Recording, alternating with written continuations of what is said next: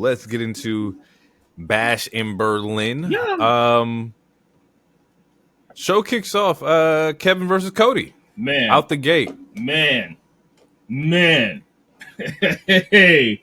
Out the gate. KO. It's funny to piggyback off what we were talking about earlier. Looking emotionless, looking ready, like just looking locked in. Like yeah. I like this Kevin Owens. Yo, I like the slightly deranged KO. That's my favorite version of KO. Little backstory is that like because this Friday on SmackDown he had the promo with Cody where he's like such a good man. You think so? What like I really I'm indifferent. I really enjoyed it. Okay. Because like the knee thing came out the blue. Like it was like what? It was like a right? Jerry Springer thing. It was like what? I don't know. It came out the blue. It was like a random like plot twist. But because I didn't take notes for SmackDown. We didn't take notes. Yeah. But man, I remember watching it Friday night, and I was tweeting like how good it was to me. Like it felt emotional, and it felt like to me it was peak when you get babyface versus babyface, because a lot of the times, and I feel like we talked about it before since we started the show, but like sometimes when you get heels versus heels or babyfaces versus babyfaces, it's kind of hard to book sometimes because it's it's two good guys versus each other. It's hard to make an interesting story, or it's two bad guys versus each other. It's hard to make an interesting story. And I feel like this story was really, especially the way that the match actually played out. I feel like the story was good. Even if it whether it continues like how you asked for earlier, or whether this was just a one-off until later down the road, I think how they handled it and how they did it the last couple weeks, I think it was done. I don't want to say masterfully, because I feel like that may be too much praise, but I feel like it was done right. That promo on Friday, it got me more hyped for the match. I don't know. He's like, bro, fuck my knee, bro. Like the real question is, after this match, are we going to be friends still? You know, like there was so many good back and forth to me.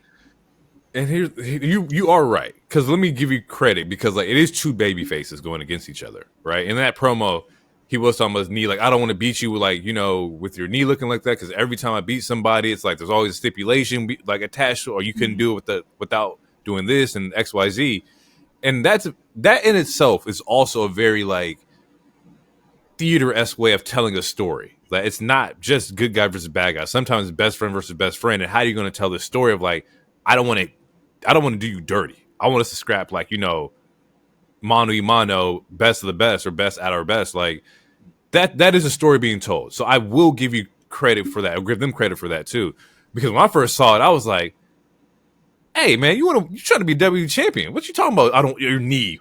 What opponent's sitting here like I don't want to fight you, man. Your knee's bad." But coming back and reflecting on it now, there's a story in that. Like there's an emotion to be grasped out of you for that. Like, why does he care about his knee so much? Like, oh, they're friends, and he doesn't want to do this. He doesn't want to do his friend dirty. Yeah, he talks about how everybody he's like, look, man. Yeah, he's like everyone deserved it except for Kofi. Except for Kofi. Okay, everyone kind of had it covered. So like, he's trying to be a different person than who he was before, and also KO's characters being cognizant of like that fourth wall and being like, they know that I turn on everybody. Yeah, right. I'm trying to tell you guys, everybody deserved it except for Kofi, and I'm not that guy anymore. So there is little nuances that they're telling here with this story, and you're right. So okay, so with that being said, I do now have a different appreciation for that promo. Maybe we just had to talk about it. We just needed to like hash it out. That definitely brought a different perspective. Yeah.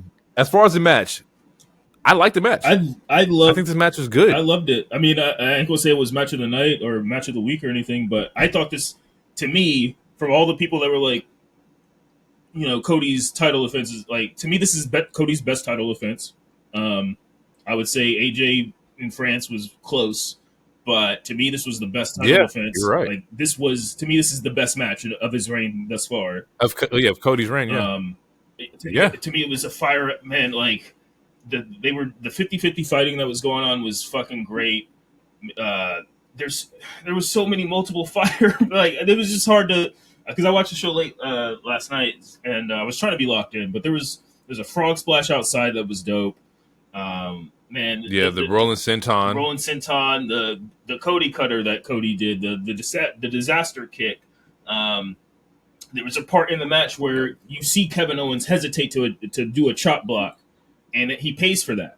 It's very similar a la to Mariah and Tony. And then and then later, like he does go for the knee, like, but the whole time, that whole match, he's avoiding that knee the whole match. He's working his midsection. Yep. And then I think it was Cole. He's like, well, Cody did have bad ribs a couple of months ago, like and like there, I don't know, there was just the nuances, the story, like I don't know, man. To me, it was a really good match. And then you tweeted it on our account, like that brainbuster was fucking heat, bro. Fucking crazy, bro. Like, fucking nuts, yo. He hesitates to do the apron powerbomb, and then you hear Wade. He's like, "That was it. That was the kill shot." And like Cody's like, or Kevin is like, like you could see it where he's like, "I don't want to be that guy. I could kill you right now, bro, but I don't want to. I would fuck your whole shit up. I want to beat you 1-on-1, fair and square, not without attacking your weaknesses. But I could end you right now." He could have did the Bane Batman break right there. He could have broke that nigga's back right there. The story, man, I don't know. To me, it was phenomenal. And I know people wanted Kevin Owens to turn, but I think it's good that he didn't. It's very, from what I was just talking about it right now, it's also very similar to like the Tiger Driver thing, right? Where like you're trying to be a good guy and I don't want to do this. I don't want to like hurt anybody. But the difference in the way the story is being told is that it's more so about the individual and not about the move itself, kind of thing. Yeah.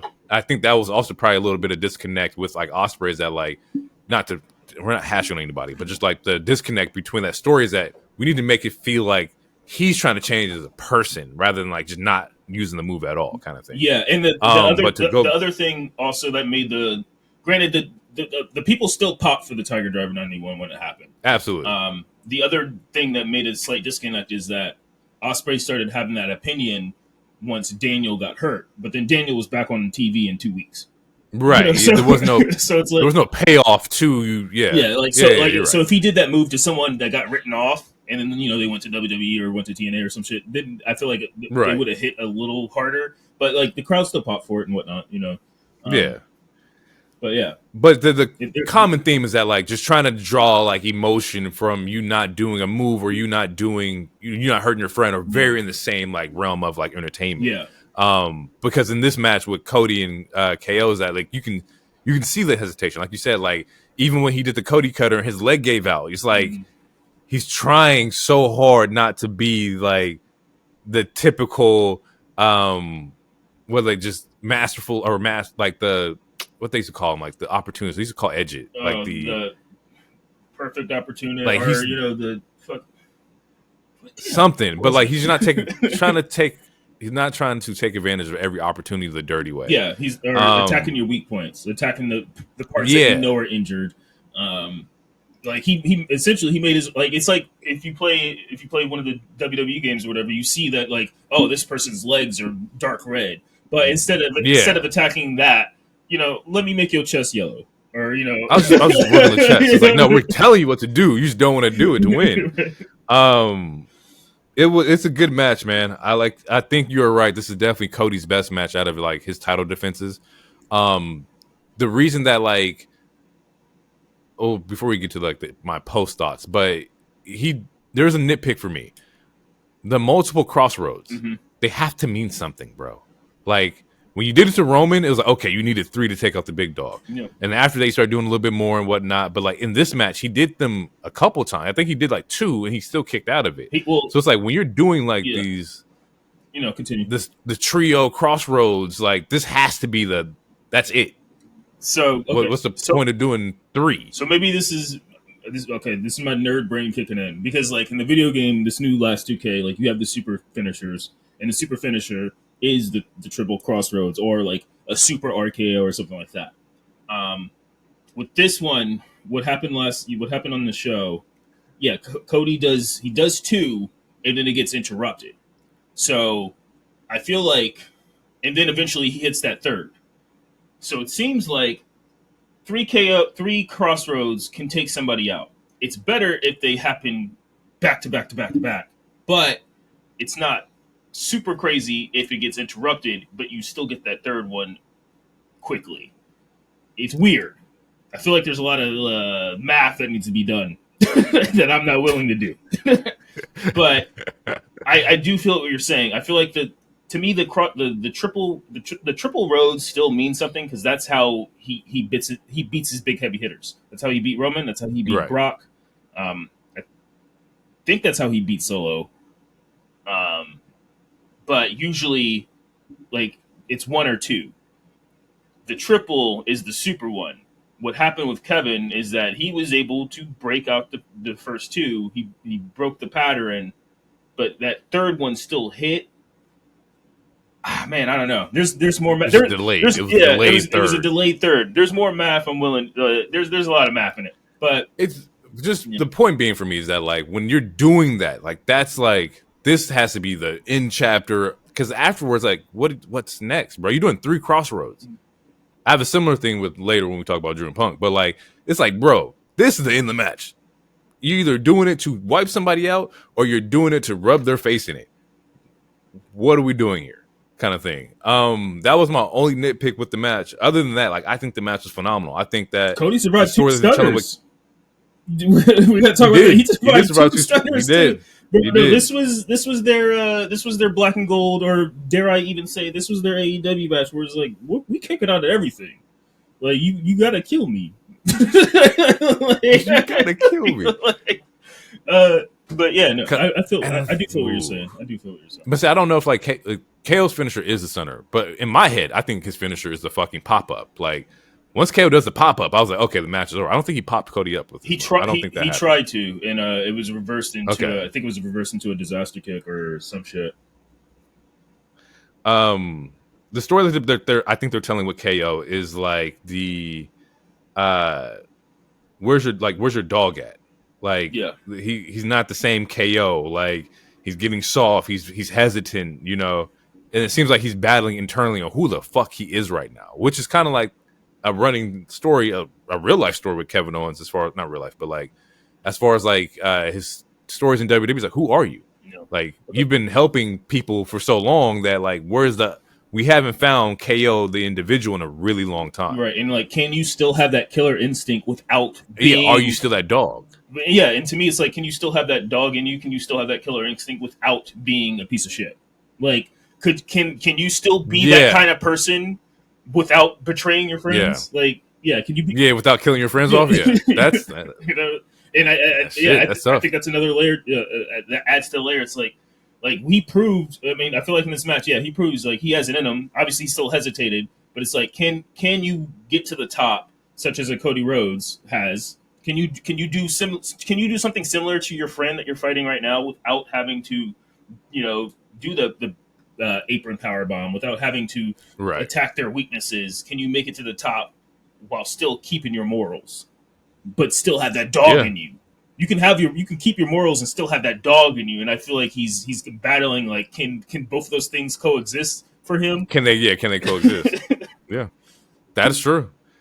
Overall, loved it. I thought it was a great match. Man, I do want to see this. I want to see the story continue, because the thing with Cody's reign for me is that there hasn't been a meaningful like story yet. It's just been one-offs or two-offs because AJ. But like everything for me has been like, he's here, he's battling this person, then it's somebody else. This person, then somebody else. I need your WWE champion to have a legit like thread. It don't got to be bloodline, just a fucking thread or something, bro. I don't think he's had a thread yet. That's just my personal opinion. Take it how you will, but I need something. I feel it. Even Gunther had a thread with Randy. Like there was the shoulder coming up. Like they made something into something. Mm-hmm. Like there's a reason for this match happening. Instead of like the story being like, you're my best friend. I think you deserve it, man. You've been working hard. You know what? Come at me. You're not gonna beat me, but come at me. Right. I get that, but like, and that's how it started off that basic. I feel like they did add to it, but as far as I agree with what you're saying as far as like having like a real thread, as far as like having a good story attached to. Who was Cody's antagonist? Like during this reign as a W champion, you can always point out somebody's main antagonist through their run. It's the bloodline. I don't think he's had it. but they're in the back. Like the dude, main attack, like to answer the real question, it's The Rock, but we ain't seen him for a minute. So they got to right? do stuff. So in the meantime, I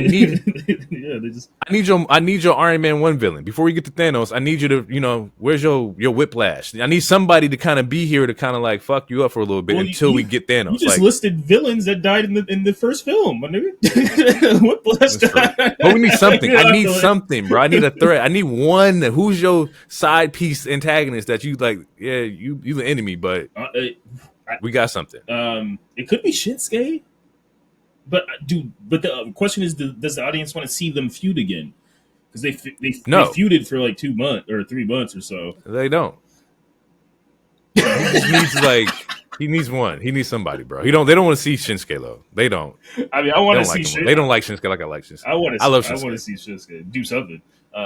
But yeah, okay. So after that, we get and maybe that's AJ. Maybe AJ will be his villain. And if you want to come back and double on that again or triple on that, I'm cool with that too. But he just needs one. Yeah, I feel it. So after, next up, Jade and Bianca versus Alba and Isla.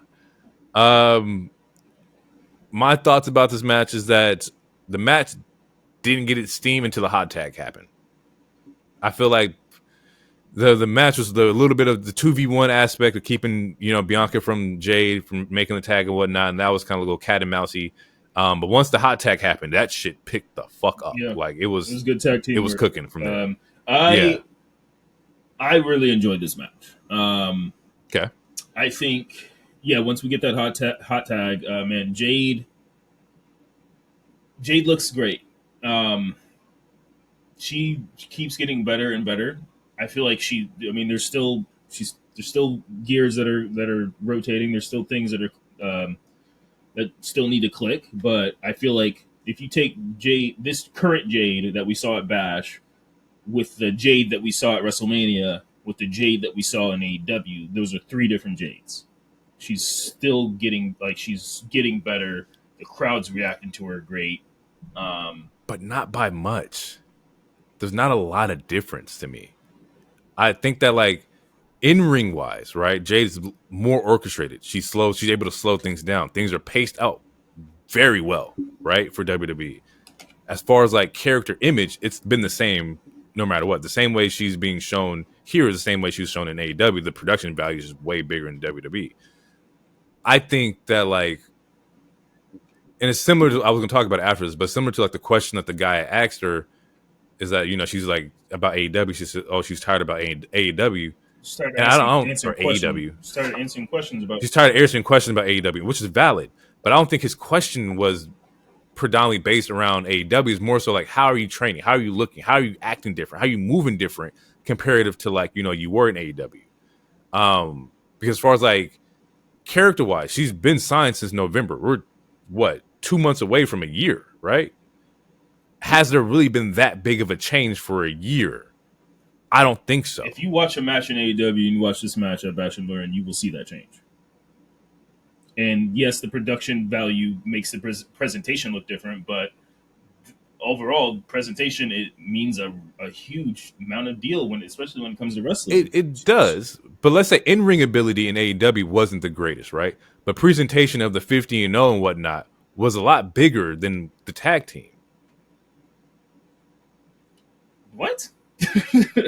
I feel like let me reiterate, maybe not presentation, but the being the 50-0 TNT champion or TBS champion comparative to the off-on tag team run. I think the 50-0 is bigger than the tag team run. Not saying the presentation was better in AEW, but as far as Jade's character growth and her winning matches and being seen and whatnot, the lights, there was way more matches in AEW than there were in WWE. Yeah. So there was a lot more film to study comparative to WWE now. There was more matches, but she didn't grow out of those matches. That's why when they signed her in November, they didn't debut her until April. But now she's in WWE and she's getting the development, and we still don't have the matches. We have no solo matches, right? And we're still talking about the tag team division, which is fine. I'm just saying that the growth is not as exponential as I would like it to be. That's just me personally. Okay. Well, and that's fine. I'm still though, if you take a match from her in the other company versus just this Berlin one, because like I said, Berlin This is great. Berlin Jade She was is fucking Berlin Jade is spazzing. different from WrestleMania Jade. And I think, honestly, and even Clash of Castle, I'm like, I think there's 4 different Jades, like, to me, the reason I brought it up is because I see the growth. Has like, no, she still hasn't had a 10-minute single match yet, but we're going to get there. They're positioning her How to long do you be. how long do you handcuff Bianca to her? Because at some point you got to let Bianca go, right? Because Bianca's the main star attraction for your big events, your big pay-per-views, right? And then I don't mean handcuff in a fucked up way. I don't mean that, but like at some point we got to let me see what you can do. What do we do here? When do you think that's happened? Do we wait another 6 months before Jade has a singles run, or like what's your thoughts on Jade getting the 1v1 push? Honest for me personally, I'm not in a rush. I want her to personally feel comfortable in the ring, to to be a ring general. She talks about her goals and aspirations. Like, her goals and aspirations is to have that singles run, and is to become a legend, and like fucking pass shit down and be a staple in the wrestling community as a whole. Like, that is her goal, and I think she's working to it. So I'm not personally in a rush as far as like how long I think her and Bianca are going to be attached. It is September. Honestly, I can see it probably until Mania again. I'm not, Yeah. and then maybe after Mania they'll finally be like, all right, you get like, because again, and I don't know if this sounds weird to people or not. It's hard for me to imagine them still keeping the big 3 on the same show. I think I'm pro Street Profits going back to Raw, which means Bianca would go to Raw. So I do think eventually, like maybe next draft, they'll finally split up, which that might not happen until Mania. And that's a logical timeline. Yeah, I think so. so That's logical. I would say, yeah, maybe another 8 months or so they'll probably still be attached, and then we'll get that singles run. But there's a reason why they're not just like super gun ho. Like, they're going to put the rocket on her. They had the rocket's already on her. They just haven't added the fuel to it yet. They want to make sure she's ready, and she's getting ready. Oof. But my thing is that like we see, and we'll get back to the match, but like they put the rock on Ethan Page immediately. It's also NXT. Like, you could argue that it's NXT. Like you know, he came in NXT champion. So like there's just I want to know what the difference is of how they see the Rocket versus not the Rocket. I think it's experience. And I get it. Like, you know, he had more experience. Like Jade's first, like I think she did some indie stuff a little bit, but like AEW was her first real experience. With Ethan, he was in TNA, he was in other shit before, or like. But and also, yeah, I feel like there's also just differences between individuals. Like, we'll see how they treat Vecchir and Julia in Delta, and I'm sure they're going to treat them fucking great. They treated Roxanne really good when she showed up, and she's only 22, but she also had experience in TNA and whatnot. So I feel like it depends. I'm trying to think like experience. Like I feel like it depends on. Just like any job, it depends on your prior experience. I'm not going to give you a supervisor job if you never supervised a team before. So work, and yeah, you could be right, because like the way I'm thinking about it is that like the only other person I can off the top of my head I can think about who skipped NXT was Dom, and Dom's first run he was in tags. He was heavily protected by the vets. He was protected by Ray and Edge. Like Seth, Brock Lesnar. Like his first in-ring anything was against Brock, of all people. Like, his first experience was getting F5. And then fast forward, Seth Rollins beat the dog shit out of him with some kendo sticks. Right. Yeah. But yeah. And okay. So maybe she's just taking the Dom route. That makes a little bit more sense to me. Is that she's on the Dom plan. We're gonna put you with a vet, lock you in for a long period of time, and then we're gonna let you go. Yeah, and that makes sense. She's been getting the hot tags a lot. Like, she is the hot tag person, and that's because, one, she's kind of an attraction because of how much they presented her as a big signing, and also it allows the audience, it allows us to see the difference in her work. Like this hot tag versus the hot tag in Clash of Castle when she slipped on the rope or whatever. Everyone was talking about how she slipped on the rope. This hot tag, no quote unquote botches, no slip ups, nothing. And it was fucking fire. And now everyone's talking about that hot tag and how that hot tag looked. You know, so hot tag was great. She picked up the momentum for sure. They do the wheelbarrow finish to get the win, and the first thing I seen after the match, I'm just going through online and whatnot, is people hot and cold on Alba and Isla and like their run, right? I think it was only, they said like 70 days or something like that. Like it wasn't. It was 70 or 78. It was in like 70 because they won them at Clash. Yeah, and then but within that, it's like we didn't, once again, no major threads for sure, no development of them as like individual as a tag and whatnot. And my issue with it was W has to figure out a way to, like, you know, giving people these, oh, you're in your hometown run, here's the titles, and then not having anything for them to actually do afterwards, you know? Okay, well, all right. So so when they first won the tag team titles, you said something very similar about that, like the following Raw or whatever. And you were correct. And I'm not saying you're not correct anymore. I just feel like the last couple Raws and even a couple SmackDowns, like they were on both shows. And I think there was even a show they were on NXT. So they were working and like they were being presented. They had backstage, or they had promos and whatnot, not like in-ring promos, but they had video package promos, like talking shit that, like, maybe it was a little too late, but when they did get in this 78-day reign, the first 2 weeks was a little blah, but then they did try. Like they put them on TV. They had them in the feud with the stud line and Damage Control. They've been active, is what I'm trying to say. Like they weren't just in catering this whole time and doing a couple promos here and there. They were active and presented well. Personally, I'm not going to. Title reign aside, I like the Unholy Union, and I think, again, I liked every single match in this entire show.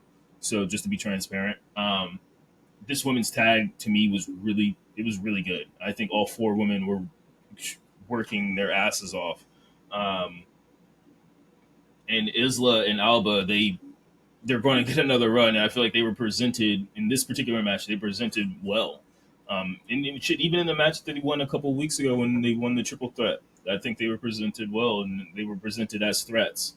And they were beating the dog shit out of Bianca the first 10 minutes. They were working a former champion.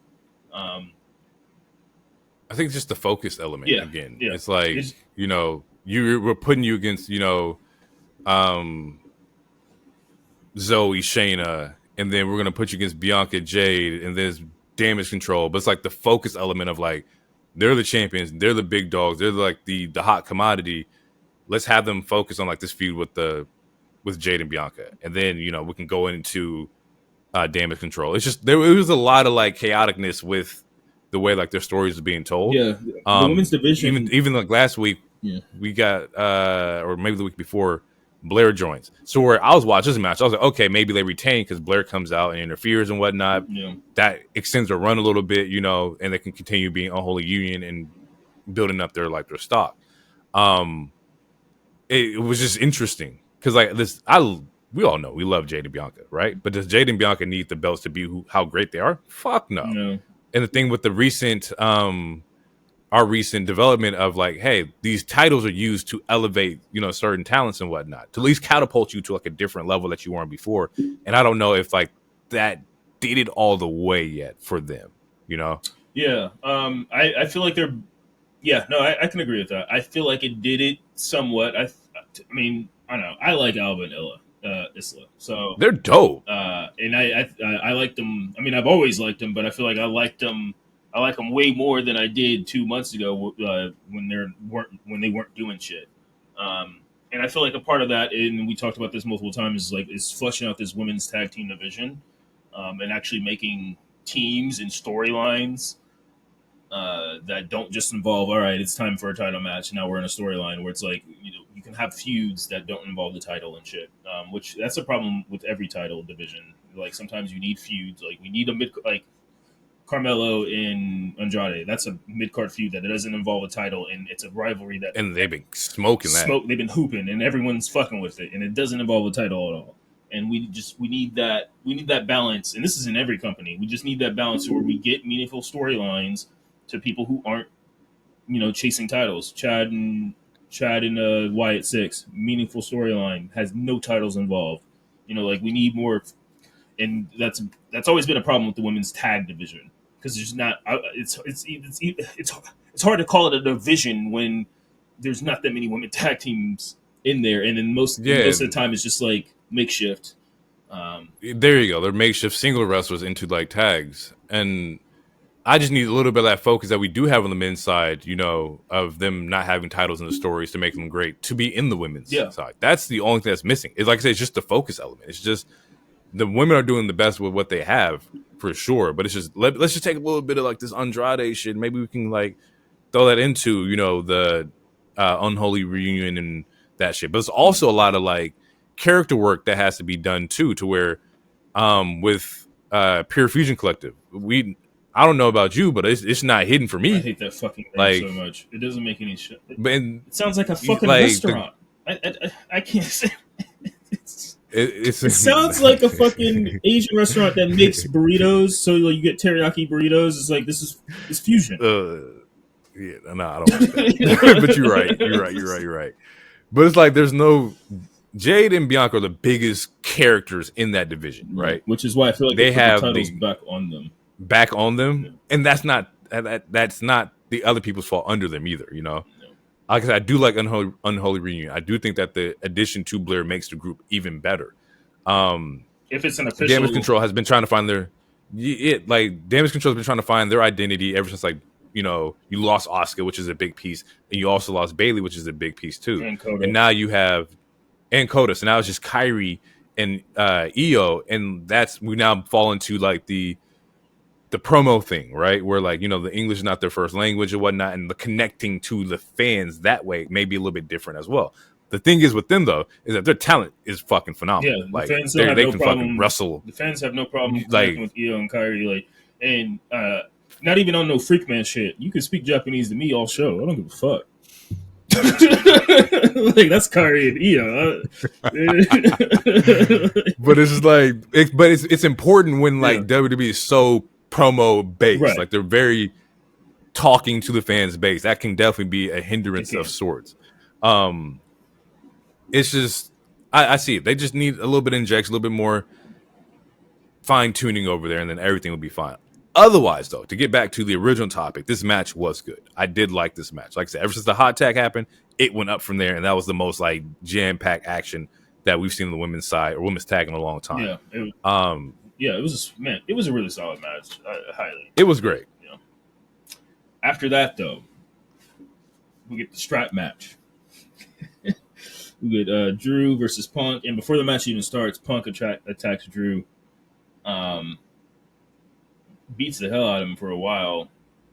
Before the before the bell rings and they get both arms in the strap. This match was everything that it needed to be, in my eyes. It was violent. It was brutal. Yep. We even got some blood. We got a crazy pop with the bracelet at some point. Fuck that bracelet, but yeah, we did. And then we got, that bracelet got a bigger pop than the Tiger Driver, but I'm gonna keep it cute. It's cool, it's all right. I'm gonna keep it cute. That man licked the bracelet out of that man's drawer. Hey, cool. No, that is wild. That nigga put lips to it. Hey, you got the nigga, what? Scottish ball musk. I don't remember that. I don't remember that scent. You know what I'm saying? That's a flavor I don't want to taste, but that's just me. That was wild. It was wild. And I didn't even know about. I didn't even think about it until I saw it on Twitter. Like when everyone's like, "Look at this goon! Look at him gooning around here! Look at this freak man!" I was like, "Okay, yo." Hey, you know what the funny part is? Watch Drew turn that bitch into a promo of some sort, man. He about to flip that into something next week. Yeah, you like I that don't know taste? how he gonna do it. Taste of my balls. He's gonna say something crazy, yo. Oh, it was a good match. This was a different strap match than what I was used to before, because my last interpretation didn't have the actual lights in the corners, you know? Yeah, no, I think that's the first Um ever. And I might be tripping, but I think that's the first time I've ever seen lights in the corner well, for a strap match. I thought there was a different. I think this is the first time I've seen lights, but I thought they did it with flags too before. I think like JBL had a strap match, or somebody had a strap match back in the day, and it was like that as well. But like the ones I've seen, it's just been two people locked up and they just beat the fuck out of each other. Yeah, Like, this is an that's old school what I was tradition. going Yeah, no, this version was the damn, can't say that word. Territory days, like the old shit. Like, yeah, this is the old one. This is where you ring the bell in the corner. This is one of those kind of things. And originally when I first heard it, I was like, and then when I heard Punk's promo, I was like more on board. But with the lights and the presentation and the way this match was fire too. I mean, I think the lights really helped. Just for a visual thing, even similar with the flags, but I think the lights help because like they even made us, or I might be tripping, but I feel like it made a sound when they pressed it. But yeah, man, visually, I feel like as an audience, it helped. You knew it who was helped you keep track touching of it, because like Yeah, if there was no light, then it's like, like if there was no light, you have the moment where Drew touches all three, and then there was a bunch of shit that was still going. Like then there was like 5 minutes before they got reset, and then I feel like it would have been hard to keep up with that due to the action inside the ring, where it's like, oh wait, shit, didn't Drew touch three? Oh no, I thought it was two. Like I feel like the lights really helped with that. Yeah, and it was also kind of cool because like you had the spot where like Drew was touching the lights, but he had Punk on his shoulders, and every time he would touch one, Punk would touch one too. So that was a really cool way of like storytelling and stuff like that as well. And without the lights, you never would have saw that. Yeah, exactly. Which apparently, I know he's not. Apparently, that was an old school storyline or booking thing that they did from a very long time ago. I know a lot of people don't like him. I don't. I'm indifferent. Jim Cornette talked about a storyline of a strap match being booked, and he told a story about, and it was exactly the way that it played out, where the heel was carrying the babyface, and then as he was touching it, the babyface was also touching the thing. So that wasn't the ending to the match. So that was cool that they paid out. Like, and we know, like, they paid homage. Punk is going to pay some homage, like whether it was the gear he's wearing, whether it was some Bret Hart shit that he did with FTR. He gonna pay some homage. The Bret Hart 1, 2, 3 kid that he did with Darby Allin. Like he's a homage. Like, he is. He loves the game. He loves the game. We got blood also, but the match was great. We had a fucking bulldog into a fucking casual dropping a motherfucker through the table. Yeah. Like he takes his bulldog. And he's like, fuck, I'm just gonna drop your ass. He just dropped him. I was like, that was effective. Yeah, it wasn't fancy. It wasn't flashy. That was just like. There's a part where like Drew's touching the corners. Like Punk slips out the ring and then like fucking pulls him, and then like Drew runs into the fucking chair that was in the ring. Yeah, they set up. Yeah, this was, to me, it was very well paced, very well booked. You said there was something that you wanted to talk about that was similar to another match, and I'm assuming it's the amount of GTSs that we saw. The amount of fucking GTSs, bro. And I'm like, I felt, similar to the way that you felt with when Punk got on Seth's ass, right? And Seth didn't do anything, right? I'm like, Drew, you gonna let this man hit you with 4 GTSs? Like you ain't about to. He was asleep. Claymore kick out of one of these. This bro, he was asleep. That nigga was dead. Was like go to sleep. Body was limp, bro. I was like, you ain't gonna do nothing. Fight back. I'm sitting there like motherfucking Rocky, throw in the towel. This nigga took 4 fucking GTSs. Hey man, and I didn't even know Punk had it was. Like that. I'm gonna be real. Neither did I. I was like, this nigga put a. To be honest, like Punk's physical form is like, he looks way better than he did at SummerSlam. Like, but like it was like, damn, like this nigga did 4 GTSs. Like, all right, I gotta give him some credit. Like he he is keeping up. Like he don't look as gassed. Like he is definitely like trying to perform. I don't like his hairstyle, but like it just make him look old. But that's just you. He is, bro. He's like fucking 40 something years old. Like let this man live. That was my only issue was like the 4 GTS. He actually did get hit with like 3 Claymores before that, so I guess it's like you had to go one up. And so he did one. The reason sense. I popped for it was because he did one per corner. Like once he did the 3, that's true. And I was true. I was like, oh, he's gonna do another, and I popped for that 4th. I was like, yeah, get it. But make sure you get that win, old man. Right.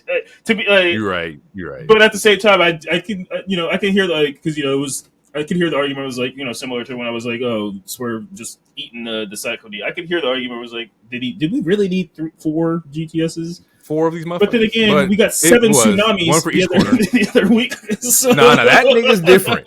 That's a different game. No.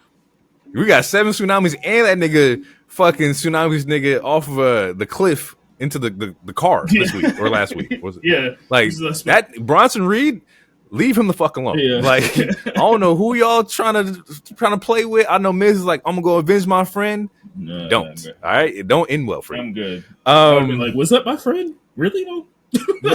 Like, I'd be like, oh, the car. I would look completely over my friend. I don't want no issues with this. Yeah. So far, like it was a good match. I did enjoy this match. Very fucking entertaining. Remember, I'm grading WWE stuff based off the level of entertainment factor. And this one had both entertainment and wrestling in it as well. And I think this was a good match. It's not my favorite match of the night, but it's definitely number 2. So like this was really fucking good. Yeah. We get Terror Twins versus Liv and Dom. My main note for this is that they was fucking them up, bro. Man. Like you ever watch like, or you ever play like a wrestling game, you play any kind of game where you choose the 2 weakest characters versus the 2 strongest characters? That's exactly what the fuck this shit looked like. They was on they ass this entire fucking match. They were. I mean, like, there was moments where Dom and Liv they like Liv pulled out some. Liv was in the lab. She pulled out a different move. There were some moments. There were some moments where Liv and Dom was they was getting made. Mm-hmm. It didn't matter though. That shit didn't matter at all. No, that shit didn't. It looked nice. It was cool. I was like, damn, Liv, I saw that little flip you did. You watching Joshi? All right, I'll see it. Yeah. And then that nigga Dom over there trying to give out hugs and shit. Like, it's okay, hug me. Hug that nigga into a fucking leg lock, nigga. Yeah. Like, what the hell are we talking about? I didn't see too many callback. Yeah, I love the callback, and I didn't see too many people talk about it. But yeah, the callback, like that was the same choke that got him in love in the first place. You know, that got him in. You know, I'm surprised he didn't snap out. Take you out. Nigga. I would have been like, "You right, Bobby? I was wilding." My fault. My fault. Who is this bitch? I don't even know who lit it. Like I don't really like her like that. Like, it's crazy. And also shout out to the Star Wars Outlaw promo that was on the side of the ring. I did see that. It was definitely there. I got the game. Haven't played it yet because I'm still playing Black Myth, but I will be picking it up when I'm done with Black Myth from Con. This is a random promo I just didn't expect. Similar to like when we first saw the Gin and Juice, or I remember when they did Wingstop for the first time, which I had Wingstop last night. Oh. You know, I had to provide for the.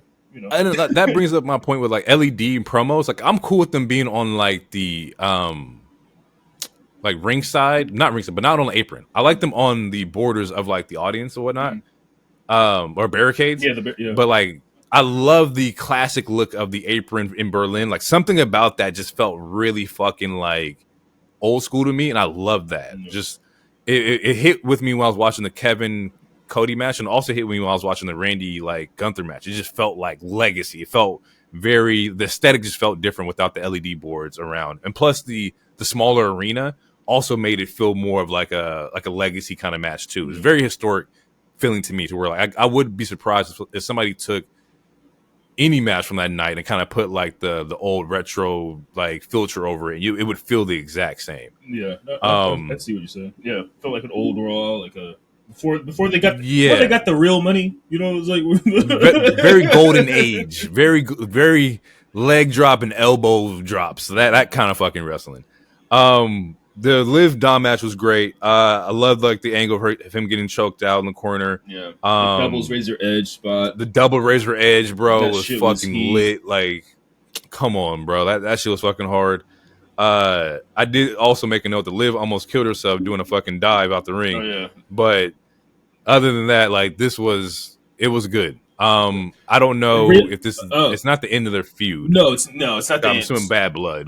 Well, I think we're going to get a title match on a Monday. We might get Mm-hmm. okay. So yeah, because Rhea pins Liv, and obviously we know how Rhea pins people. It looked very nice. Um, so I think that's going to set up a title match, and then obviously Liv is going to retain, and I think that will eventually set up Bad Blood, but I'm not sure. So Would you like Liv to retain? Do you like? uh, I want to see more of Liv's run as a champion that's not tied to this particular angle, but I get it too because I was talking about it and I was like, this run with Liv has made her more popping. Like she's very much over than what she was oh before, yeah, this is the most over she's because ever been. of like the love angle and whatnot. Like Yeah, ever since the Dom turn and all this, like she has been one of the key staples in WWE's women division, and that's just without the women's title being a thing, you know. yeah. It's not like she had great women's title championship matches or anything like that, anything historic. But as far as like her entertainment level, it's through the roof. It's the highest it's ever been for Liv. Yeah, to answer the question, no, I don't think Rhea should get that title back anytime soon. And the Okay, reason why is one, I mean, she had the title for a while, and because of that, she beat pretty much everybody.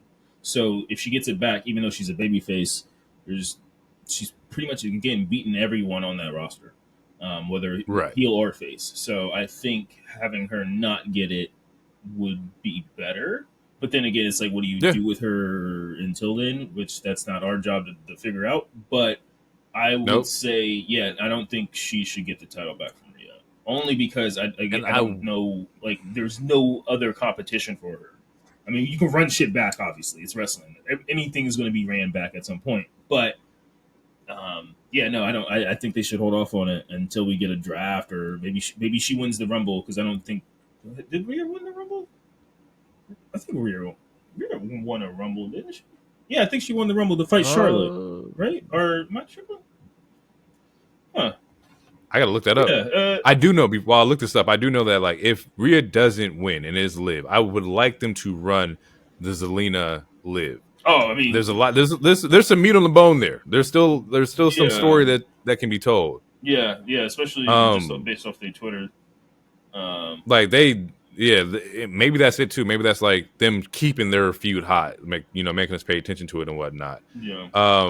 But I would definitely like to see Zelina get an actual fucking shot at the women's title and a push behind it. Maybe some wins that we can get under her belt. I know we were talking about it before, to where she didn't have wins that qualified her for the women's fucking title shot, but maybe we can do that properly this time around. Honestly, And then the way Rhea did win in 2023. okay, I wasn't tripping. The way I do it, well, yeah, that's right, because that's how she challenged Charlotte. Man, I don't know how healthy she is, but honestly, I'd bring Raquel into the Judgment Day, and then make Raquel Liv's heater, and then that way Judgment Day has muscle again. They have another version of Rhea, because Raquel can pick up the men and beat up men too, just like how Rhea did, and then it keeps Rhea away from Liv. I don't know. It keeps Rhea away from Liv. It also keeps like Raquel in something, and not necessarily like you don't necessarily have to commit to a story while we kind of monitor the situation and whatnot. Yeah, she doesn't have to be she doesn't have to work every week. Like, she could just be in the background, Yeah, or some shit. I like that. I think that'd be really dope. I think that's dope. Because like, Main event. real quick, because we talked about it. Damian and Rhea, granted, they are the faces in this situation, and they keep saying like, "Oh, we weren't the ones that did anything wrong." Again, and you and I talked about it. They are very much still the heel. Like, they're not heels, but they have to do they have to do what Roman is going to have to do, or what Jade did. Like, you got to build your faith back up with the rest of the baby faces, because you guys were terrorizing people for Y'all been terrorizing. for 3 years. Fucking people up. Yeah. So Nobody trusts you. yeah, so like Raquel and Rhea, they still have unfinished business technically. True. So that's why I pitched that particular thing. But yeah. No, I like that. I like that a lot. Yeah. Main event, Randy Orton, Gunther. The 8K camera came back for the big dogs. Man, Randy's entrance looked fucking crazy. That shit was fucking lit. Randy's entrance was amazing. So two things about Randy's entrance. One, and it might be a recency bias, because the Dark Knight turns was just on the other night, and it reminded me of the scene when right before Batman fights Bane. He's in the tunnel, and they're shooting, and all you see is like flashes of him dodging in the dark. No, yeah, Shit out of people. it just yeah. get. But DT, our resident third unofficial host that never shows up, he wrote this thing, and I'm just gonna read it word for word because I wasn't sure if I was supposed to quote him or if I was supposed to make my own analysis of it. But he's like, "Can you add that presentation means everything? Yes, Randy has history of being legit championship threat, but just 4 to 6 weeks ago, he went from being a side character in Cody's story, which they'll get back to, but they were able to make him look and feel like a legitimate threat to Gunther's reign by just presenting him as a strong foe. His entrance made me feel like the Viper is back." End quote. And based off of all the reactions online, like that entrance, people were fucking with it. And I mean, he said The entrance was it was basic. It was, I mean, and I don't mean basic in a bad term. Like, I mean, there was some, like, we got the 8K, there was some flash photography, and you know, but then like the crowd, which we didn't talk about the crowd at all tonight. This crowd was amazing. no crowd was great. Again, international shows are fire. You know, here was my thing. I came to a conclusion that international fans, the reason why I like them so much, and this goes for both promotions, is that they're fans of wrestling, bro. Like they just love. I don't feel the tribalistic element when I'm watching European crowds because they're just so locked in to be there. Like they're like, fuck what everybody else is talking about. I'm happy to be here in the building, you know, chanting and whatnot. And they create their own, like, funny. They create their own wave, literally. But like they're just so like engaging, man. Like they're really, really fucking good. This crowd was great. France crowd was great. All In's crowd was fucking great. And the common denominator, Puerto Rico, like the common denominator is that they're just fans overseas. I think that U.S. fans are just spoiled a little bit. I think you take it for granted, and that's clearly being shown when like they take these, you know, these trips to other places and they go fucking crazy.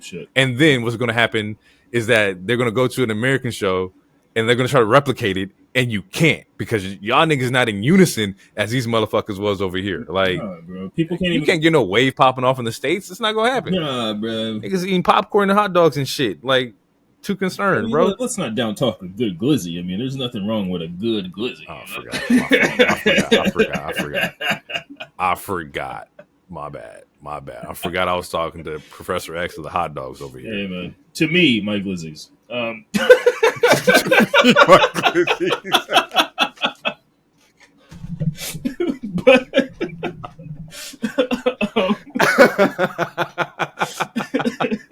To me, my glizzies. No, that's great. That's fucking funny. That's good, bro. That's fucking good. I'm going to put that on the shirt. That needs to be copyrighted. But yeah, the match was good. And Randy said it the other day, like, and shout out to France, because people were not singing this nigga song ever, and then France changed the game, and now even American crowds, like, we're singing, like, they're singing a song. Singing songs, bro. Act like you happy to be here. Let's do this shit. Voices, and you can see Randy's, like, it's such a feel good moment, like when you know that like the wrestlers that you're watching, like, even though they're hiding it, like, you could tell they're fucking happy. Like when Ludwig, like, you can't, Ludwig during SmackDown, like when, you know, like LA Knight was reacting to it. He's like, you hear that shit? Yes, and Ludwig bro. was just like shrugged it off, but you knew, like, he wanted to smile. He was like, as soon as he went behind that curtain, he was grinning ear to ear, like, he was grinning. Like, it was even Gunther gave a small smirk. It was the smallest smirk. You can see Gunther smirking. You can see him smirking in the corner. It's just like Daniel Kinney, when Kenny's trying to lock in and he's mouthing, "I don't give a fuck," because he hears him going fucking crazy. Yeah. But like, I love the fact when you can get the crowd to affect you in the ring, and you're trying so hard to stay in character, you're trying so hard to thug it out, and you can't, bro. You can't. We see it with also, I think it was Sasha Bianca. We're like, they're like locked in, and like the crowd is like going fucking nuts, and you get emotional about it. That's the dopest shit ever, bro. Is like when you feel like, fuck, they broke through the wall. Yeah. I gotta like acknowledge him, bro. I gotta acknowledge. To the point where even Randy did the wave, And this was like he did the this wave. was 5 minutes after they already like locked up and did headlocks Yeah, and chin locks and shit. Like they already started fighting, and then there was another breathing point, and then like the crowd's doing the wave, which I haven't seen the wrestling crowd do a wave in a minute. Maybe I'm just tripping. The wave and it was, bro. it was it. I want to. I know somebody got the camera angles. I need WWE to drop the footage of them in the ring and the crowd doing the wave. Yeah. Because the only reason Randy did it is because he's like, oh, they're actually doing a fucking wave. Like, Yeah. I ain't been in an arena or in a ring where somebody's doing a wave, bro. Like, that's how tuned in they are. Yeah. Nah, bro. Yeah, European crowds got it. Yeah. Like, they make the show so much more enjoyable, man. Yeah. And the singing was. I haven't heard someone talk shit about singing in a while, so that's what's up. So either you guys didn't watch the show or you just jumped on board with it because singing was fine to me. This Berlin crowd was great, man. It was great. Great. Fucking great, bro. Back to the match, getting back to the match and the other half of the shit, we're just on the fucking entrances here. Yeah. Ludwig does Gunther's entrance. Man, pops out the camera out of nowhere. You just see the hand and out of nowhere. The finger. The hand, like, come on. Give me the mic. Let me handle this. These are my people. I loved it, bro. Gentlemen. Fucking popping in there, bro. Hey, bro. Fucking popping in there. Love Ludwig, man. Yeah, it was great fucking match, bro. It's just graps. It was really fucking physical. Man. A lot of the shit I didn't like the fact that Gunther was playing from behind. Because it made him look like the babyface in this when Gunther was actually the fucking heel, and also like coming off of his match against Priest, he was very much like in his bag. Yeah. That was the only little thing that I was slightly irritated with, but other than that, like, it was still a great fucking match. The only reason he was still working as a heel, and Gunther and Randy was still working as a face. I feel like the only reason he was slightly playing behind is because that's Randy Orton. He's 14-time champion or whatever. Like, it's Randy Orton. But I mean, presentation, like it was. What did I write? I mean, look, I did it like. It was a good ass fucking match. Like, I'll just keep it. But like Gunther, like, I mean, even the crowd. Like, there was moments where the crowd, I mean, they were 50-50, but there was moments where it's like they were clearly still cheering Randy. Like, people, like, granted that this wasn't his home territory or whatever. This wasn't the home court. It's Randy Orton. Like, the crowd was still like super fucking with that him. nigga has home court advantage no matter where he goes. Yeah, well, apparently he's like 80% German. That he just found out. I saw that. I saw the clip. Like, I think they were like, Gunther was like, "What the fuck?" But that's fucking yeah. The match is good. There's a dope like steel step spot where like he's climbing up the steel steps and drops Gunther on the side of the table. Yeah. Like, the ref was very lenient. Just Little Nate was very lenient. The countouts, it's cool. Yeah, I mean, that's with everybody. It's a championship match. It's a championship match. Yeah, like, we're not doing countouts. If you ever count out somebody in WWE or any other promotion, AEW, I don't give a fuck. Like, no, we're not doing countouts, bro. No, it's similar to regular season versus playoffs. You know, like, no, this is playoffs. Yeah. That's in regular season. That's a foul. But no, this is playoffs. You can call that shit in NXT and ROHs and shit like that, but you better not call no goddamn ring out in the pros up here. Fuck no. The finish of the match is what I really enjoyed, right? Because I picked it up when he first put Randy in the sleeper. I was like, oh, he's going to constrict the Viper. What does snakes do? They choke motherfuckers out. He's like, no, I'm going to choke you out. I'm going to constrict you. And the whole time I'm watching, I'm like, oh, this is fucking dope. Like, it's just I don't know how to say it, but it's like the idea of taking the persona of the wrestler and I'm going to finish you like your animal finishes somebody else. Like, I'm going to choke you out. Like, that's fine, bro. I loved it. Granted, like, Gunther he's the man of fucking 600 fucking finishers, so he could have finished the match in any fucking way possible. He tried the power bomb, and the power bomb didn't work. And I mean, the first time he beat Randy, as we know, I mean, it was a roll up for the most part, you know? Yeah. It's like, well, and I didn't like the roll up either. But this, that ain't going to work. And so the powerbomb didn't work. No. You ain't going to win off of just a regular chop. Randy's 260 now or 240 or whatever the fuck he is. That nigga did chop the sweat off that man's back, though. Oh, yeah. That was a brutal ass fucking chop. Yeah, he did. I was like, oh, fuck, nigga. Like, shit. Also, you gonna listen to me. Real quick, fucking Gunther kicked out of an RKO. Also, like, he did. I was like, oh, Randy likes this guy. Randy likes this guy because he ain't letting no random nigga do that. You gonna kick out the three dangerous letters of all wrestling? Nah, yeah, for sure. This is it. Yeah, I loved it, bro. The sleeper element was fucking dope. I love this fucking match. It's on my match of the year list. I think this is the best match of the night, in my personal opinion. But like, it's good. I didn't mention it. Honestly, for I think the strap match should be in the category as a candidate. Of match of the year? I'll put on the list. I really fucked with that match. I really enjoyed the storytelling. We can put it on the list.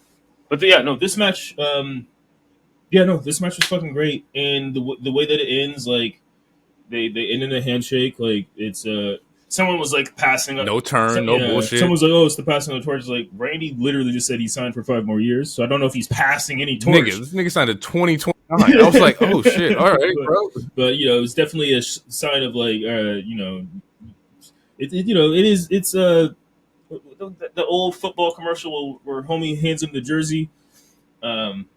Mean Gene Green. Am I tripping?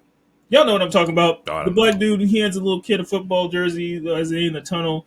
And honestly, it might have came out before we were born, but I know of it. Anyway, it's not a passing of the torch. It's more of like you got it, big dog. Like you could run. Yeah, you got it. You are a main eventer. Like you proved, like not only does having the title proved it, but like you had a great ass match. You beat twice. You've beat the Viper twice. Yes, in a year. And this one was more definitive. Like this one was actually definitive. Yes. No shenanigans, nothing.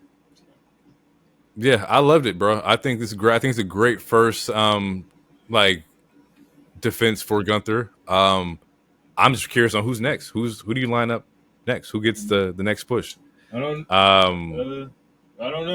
Oh, another thing that I noticed during the before the match started was Gunther's chest.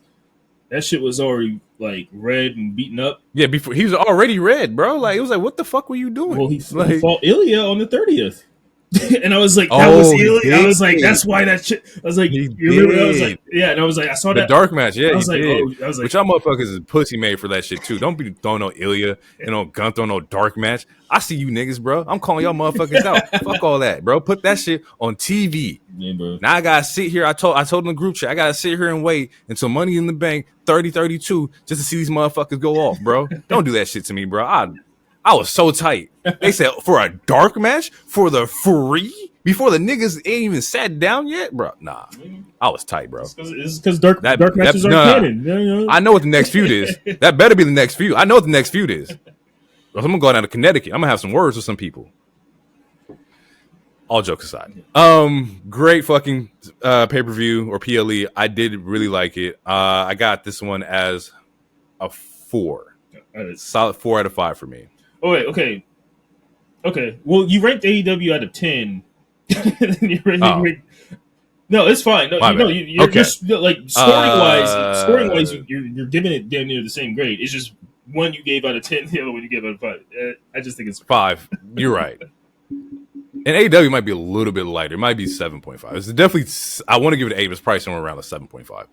This is definitely a 4 out of 5. Fuck. 3.5, 4. Okay. Final answer. That's it. I did like it. I do like the smaller show count or smaller match count. The stories here were meaningful. It was very entertaining. I didn't have any issues with any of the matches that were shown here. I just necessarily wasn't blown out the water. It wasn't like no mania shit to where like, oh my god, this is the craziest hype shit ever. Yeah. But it was still a good show nevertheless. And I think that's where my 5s are reserved for when like that crazy cinematic theatrical shit happens, and then you're gonna get a 5 for me. Like if we get fucking Bad Blood and Jade, Jimmy, and Roman all fucking team up like the fucking Avengers, you'll probably get the first 5. Word, I feel it. This Bash is easily one of my favorite pay-per-views this year. And if you don't equate like a Mania, like if we're talking about the five match formula matches, as far as like Backlash and Saudi and Clash of the Castle, I think Bash King of the Ring was great. King of the Ring was good. I think Bash beats all of them thus far, and they were all good. Yeah, no, I just really I really fucked with every single match on this card, and every single match to me had a story to something to explain, or something that they had a story to tell. They all had they all got time. I thought it was a good show, and All In was a good show too. Next, and All In. one thing before we get out, just to piggyback, All In was great. I highly love that one. That one's has a lot of replay value. Actually, they both do. Only nitpick for the WWE shows: tag team belts. Get them on the PLEs. We need a tag team championship defense from the men's side on the PLEs. We have 2 fucking different teams here. I don't give a fuck which one you pull.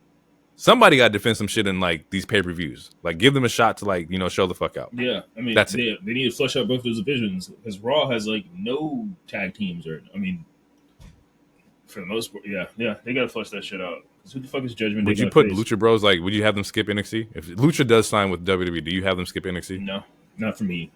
No, I think working NXT at least a month. I was watching when we were looking at the Liv match or Liv Dom match. I was like, who would be a great mouthpiece for Lucha Bros? Fucking Dom. Oh. Like, you got Dom with the Lucha Bros. I think you got some shit there. I think that's fucking dangerous. I think Penta in Judgment Day would be heat, just aesthetically, aesthetic wise. Oh. I feel that would be heat. Don't. But like they're a package. No, don't give me. They're a package deal. So. Yeah, that's true. You don't get one without the other. Once again, thank you to everybody who's listening, from all avenues, like we said before, Spotify, YouTube, Apple Podcasts, iHeart, the people who just be talking to me. The people who approach me about the fucking podcast is also fucking funny too. I didn't even know people would listen. I had people at my job like, yo, bro, what's the next episode? I was like, oh shit. Nice. Oh yeah. Y'all niggas are listening.